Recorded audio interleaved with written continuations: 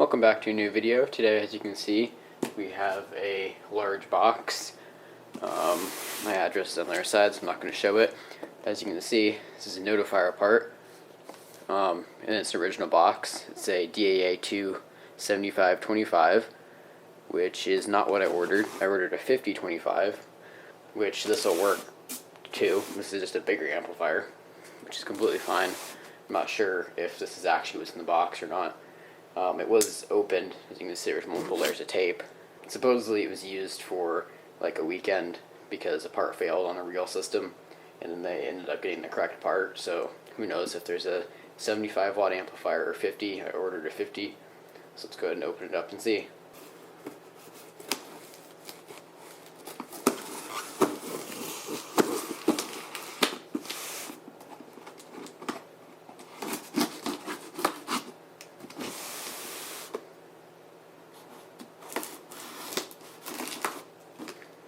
And it should have the manual and all the screw terminals and everything in it.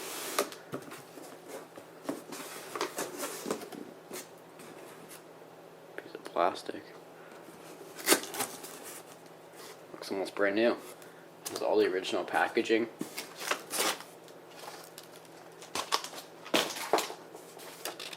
So this is not the manual, this is just the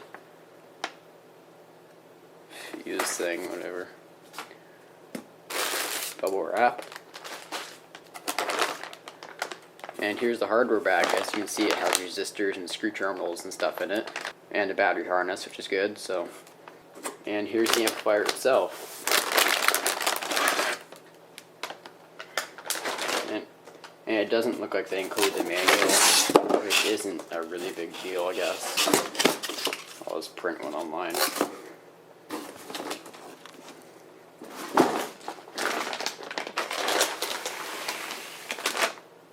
Alright, so here's the amplifier.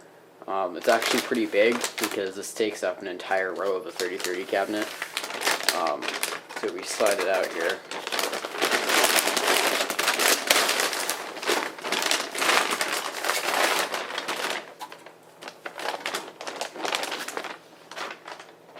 So it looks just like a standard CPS 24 because that's what the power supply up here is. So it looks just like my other two power supplies. But this bottom board right here is a bit longer, and it is an amplifier for voice evacuation. And you can get an extra bracket that mounts right here so you can hold the batteries in it if you don't have enough room at the bottom of the enclosure, which I'll probably do because a 4-bay enclosure will not be big enough to have all the stuff in it. So as you can see, it has most of its screw terminals, and it's missing a few. Hopefully those are the ones inside the bag. All the terminals are here for the power supply. This thing has a whole bunch of capacitors for like the audio stuff. Alright, so as you can see, I have a few wires hooked up to this thing. I have AC power, and I have battery wires, which one thing I really like about these battery cables is they're super long and they're nice and thick, unlike the Firelight ones, which are super short.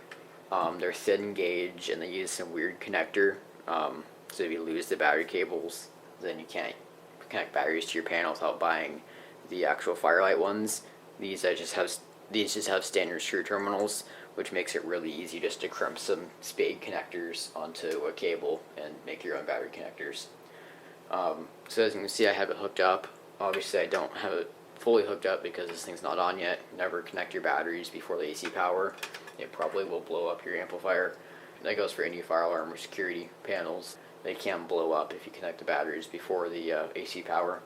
Alright, so I don't have any resistors hooked up yet. It came with a whole bunch of resistors. They're all new, with pigtails and all that, and they're all basically every single one's a different value. And then it came with a pile of these, which I think these are all the same value.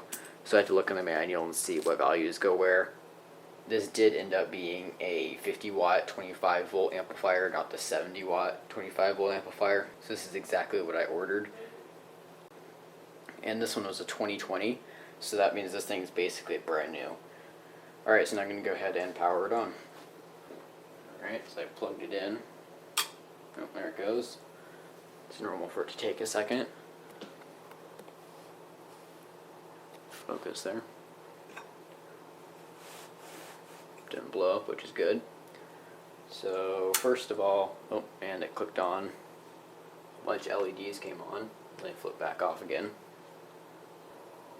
Alright, so the first thing that I see is these two lights right here blinking. Hopefully you can see that. Status light's blinking and the trouble light is blinking. Then over here, it looks like an orange light is blinking for all the outputs. So that's basically it for this video. I hope you enjoyed. I'll have videos on this thing and how to wire it up coming very soon. So thanks for watching, and I'll see you next time.